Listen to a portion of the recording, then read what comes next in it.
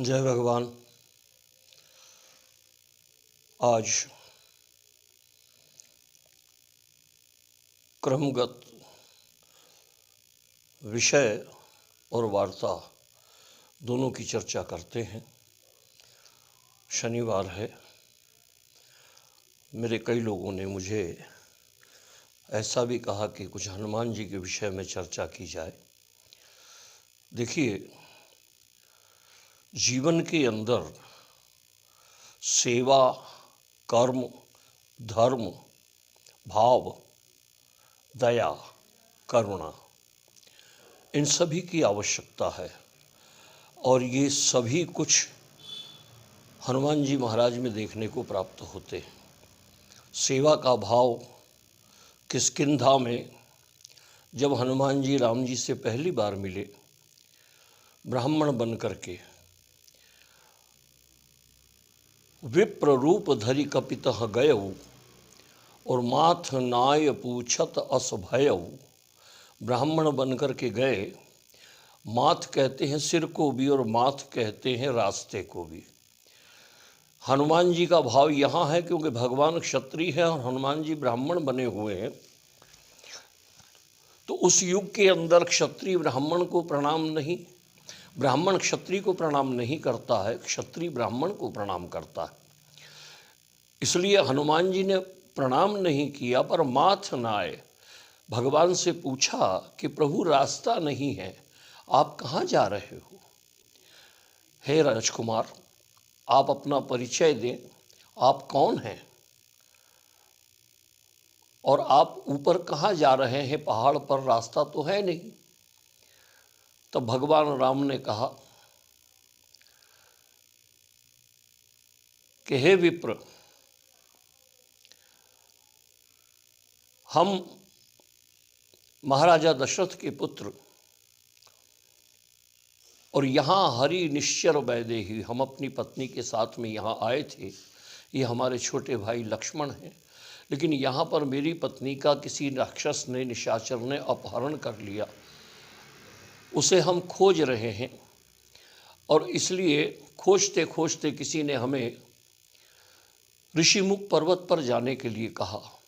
आगे चले बहुरी रघुराया और ऋषिमुख पर्वत निरे आया। तहाँ रह सचिव सहित सुग्रीवा, आवत देखी महाबल शिवा। तो जब भगवान ऊपर जा रहे हैं तब हनुमान जी ने जब भगवान का परिचय पूछा और भगवान ने जब अपना परिचय दिया तो हनुमान जी द्रवित हो गए, क्योंकि हनुमान जी के आराध्य हैं भगवान राम। द्रवित हो गए और निज स्वरूप में प्रकट होकर के हनुमान जी ने भगवान से बहुत बड़ी बात कही। किष्किंधा में हनुमान जी ने भगवान से कहा कि एक मंद में मोह बस कुटिल हृदय अज्ञान। देखिए, महापुरुष अपने अवगुणों का वर्णन करते हैं, गुण का वर्णन नहीं। उनके गुण का वर्णन तो संसार करता है, देवता करते हैं, मनुष्य करते हैं, लेकिन महापुरुष अपने अवगुणों का वर्णन करते हैं कि एक मंद में मोह बस कुटिल हृदय अज्ञान, पुण्य प्रभु मोहे बिसारेऊ दीन बंधु भगवान। हे भगवान, एक में मंद बुद्धि, क्या हनुमान जी मंद बुद्धि है? अगर मंद बुद्धि होते तो तुलसी सुंदर कांड के अंदर ऐसा नहीं कहते कि अतुलित बलधामम हेम शैला भदेहम दनुज वन कृशानम ज्ञानी नाम अग्रगण्यम।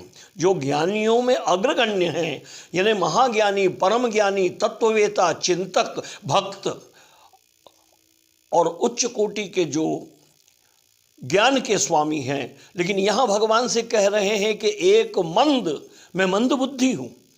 हनुमान जी क्या मंद बुद्धि है? और मोह बस, किसका मोह? हनुमान जी को। कुटिल हृदय, क्या हनुमान जी का हृदय कुटिल है? अगर कुटिल होता हनुमान जी का हृदय तो राम जी की ऐसी सेवा कभी नहीं कर पाते। लेकिन कैसी? क्योंकि हनुमान जी अजर और अमर हैं। राम जी ने ये वरदान नहीं दिया, समझने की बात है। जिनकी सेवा जिंदगी भर की, जिनकी सेवा में निरंतर तत्पर रहे, जिनकी सेवा के लिए निरंतर व्याकुल रहे, जिन्हें पाने के लिए निरंतर प्रयत्नशील रहे, जिनकी कृपा को प्राप्त करने के लिए हनुमान जी ने वो सारे कृत्य किए जो भगवान को अच्छे लगे। देखो, भगवान को अच्छे लगने के लिए, भगवान को अच्छे लगने के लिए एक बड़ा सुंदर प्रसंग आता है कि जब भगवान रावण को मार करके लंका से अयोध्या में आ गए, अयोध्या में आने पर एक दिन हनुमान जी माता जानकी जी के कक्ष में जा पहुँचे, सीता जी के कक्ष में। और सीता जी के कक्ष में जाकर के देखा कि मैया जो है श्रृंगार कर रही, बड़ा सुंदर श्रृंगार किया माई ने, श्रृंगार कर रही, सारा श्रृंगार कर लिया, दर्पण के आगे अपने को देख लिया और देखने के बाद में एक सिंदूर चुटकी लेकर के अपनी मांग भरी। हनुमान जी ने श्रृंगार देखा, समझ में आया, लेकिन ये चुटकी भर सिंदूर का चक्कर क्या है? ये ब्रह्मचारी हनुमान को क्या मालूम पड़े कि सौभाग्यवती स्त्रीति जो है, जो अपने मस्तक में, अपने मांग में सिंदूर भरती है ताकि वो सौभाग्यवती हैं, ये उस बात का प्रमाण है। हनुमान जी ने सब देखा, जब सिंदूर लगाया तो रहा नहीं गया, बोल पड़े हनुमान जी के मैया श्रृंगार बहुत सुंदर, आप भी बहुत सुंदर, आपकी कृपा भी बहुत सुंदर, आपका स्नेह भी बहुत सुंदर, आपका प्रेम भी बहुत सुंदर, लेकिन सब करने के बाद ये सिंदूर क्यों लगाया आपने? अब माता जानकी हनुमान जी जैसे ब्रह्मचारी को क्या समझाए और कैसे समझाए, और समझाने में समय ज़्यादा जाए, मैया को दरबार में जाना है। मैया ने कहा ये इसलिए लगाया कि ये भगवान को बहुत पसंद है, सिंदूर भगवान को बहुत पसंद है और भगवान को बहुत भाता है। इतना कह कर के मैया चली गई। हनुमान जी ने देखा कि राम जी को सिंदूर अच्छा लगता है। मैया ने कहा, तो मैया ने इतना सा सिंदूर लगाया तो राम जी को मैया इतनी पसंद है। हनुमान जी ने सिंदूर की पूरी डिब्बी अपने हाथ में उल्टी कर ली और हाथ में मल के पूरे शरीर पर सिंदूर लगा लिया ताकि भगवान को अच्छे लगे, भगवान को पसंद आए, ईश्वर को पसंद आए, वो हमें प्रेम करें। ये भाव के साथ में सिंदूर लगा के हनुमान जी जिस समय में दरबार में पहुंचे और गदा लेकर के इस भगवान के सामने बार बार उछलने लगे। हनुमान जी ने देखा कि भगवान मेरी तरफ देख तो रहे हैं लेकिन कुछ सोच भी रहे हैं। भगवान राम ने हनुमान को देखा और फिर माता जानकी की तरफ देखा। मैया जानकी जी जो हैं अपने मुख को झुका करके थोड़ी सी हंस दी। भगवान कहते हैं सीता चक्कर क्या है? मैया कहती, प्रभु मैं मांग भर रही थी, इसने मुझसे पूछा कि ये क्यों लगाती हो। मैंने कहा भगवान को बहुत अच्छा लगता है और भगवान इसे देखकर प्रसन्न होते हैं, तो प्रभु इसने तो सारी डिब्बी मेरी खाली कर दी। भगवान द्रवित हो गए। किसी को प्रसन्न करने के लिए अपना सर्वस्व न्योछावर कर देना। हनुमान जी बहुत सुंदर हैं, हनुमान जी अद्भुत हैं और हनुमान जी ज्ञानी इतने हैं जिनके लिए तुलसी स्वयं कहते हैं कि जय जय जय हनुमान गुसाई और कृपा करहु गुरुदेव की नाई। जैसे गुरु कृपा करते हैं हनुमान भी वैसे ही कृपा करते हैं। गुरु की कृपा को पाने के लिए जैसे गुरु को प्रसन्न शिष्य करता है और शिष्य को करना चाहिए, ऐसे हनुमान जी जो हैं अपने भक्तों के लिए, अपने स्वजनों के लिए, अपने सेवकों के लिए, अपने दासों के लिए, अपने प्रियों के लिए निरंतर प्रयत्नशील रहते हैं। हनुमान जी ने गुरु के समान कार्य किया है। हनुमान जी को जो भी मिल गया, एक बार मिल गया, हनुमान जी से जो एक बार मिला हनुमान जी ने उसे निहाल कर दिया। हनुमान जी थे नहीं, हनुमान जी हैं। क्योंकि जब भगवान राम स्वधाम जाने लगे, उसके पहले जब राजा राम हो गए, जब राजा बन गए तो सुग्रीव, विभीषण, अंगद आदि सबको कुछ न कुछ पारितोषिक दे करके भगवान ने विदा किया। सारी अयोध्या में चर्चा है कि सब चले गए, पर हनुमान अभी तक गया क्यों नहीं? आपस में मंत्रणा हुई, विचार किया कि हनुमान जी क्यों नहीं गए। तो भगवान ने सीता जी से कहा कि देवी तुम कहो हनुमान को जाने के लिए। मैया कहती महाराज सपने में भी मत बोलना कि मैं हनुमान को जाने के लिए कहूँ। बोले क्यों? बोले पहली बात कि ये मेरा पुत्र है, दूसरी बात ऐसे समय में आकर के इसने मेरी मदद की है जब मेरा कोई नहीं था, मैं अत्यंत दीनहीन स्थिति के अंदर थी, और उस समय में आकर के प्रभु आपकी अंगूठी आकर के दी, और दी नहीं गिराई, कपि कर हृदय विचार दीन मुद्रिका डारी, तब जनु अशोक अंगार दीन हर्ष उठकर गए।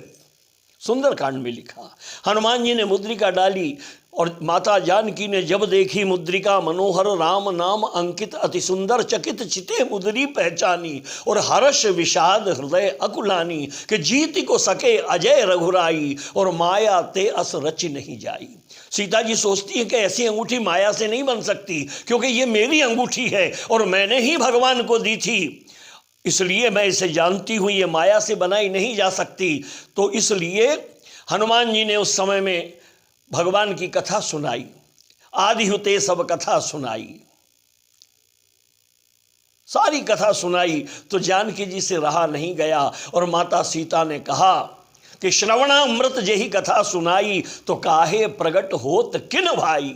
हे भैया, इतनी सुंदर भगवान की कथा को तूने सुनाया, तू प्रगट क्यों नहीं? तब हनुमंत निकट चली गए और फिर बैठी मन विस्मय भयऊ। हनुमान जी जब निकट गए तो माता जानकी को लगा कि रावण का कोई छल तो नहीं, मुंह घुमा लिया। तब हनुमान जी ने कितनी बड़ी बात कही, बोले राम दूत मैं मात जानकी, और सत्य शपथ करुणा निधान की।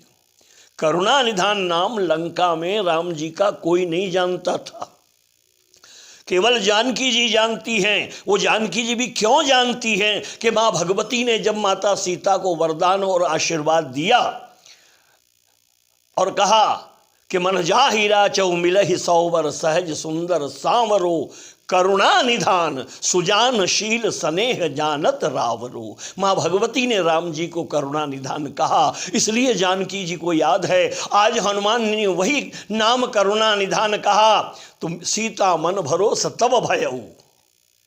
सीता जी को विश्वास हो गया, जाना मन क्रम वचन यह कृपा सिंधु कर दास। बोली ये भगवान का दास है। इसलिए हनुमान जी महाराज जब जाने की बात कही तो जानकी कहती है कि मैं हनुमान से कभी भी अयोध्या से जाने के लिए नहीं कह पाऊंगी, आप मुझे क्षमा करो। तो किसी ने कहा लक्ष्मण जी से कि लक्ष्मण तुम बोल दो हनुमान जी को जाने के लिए।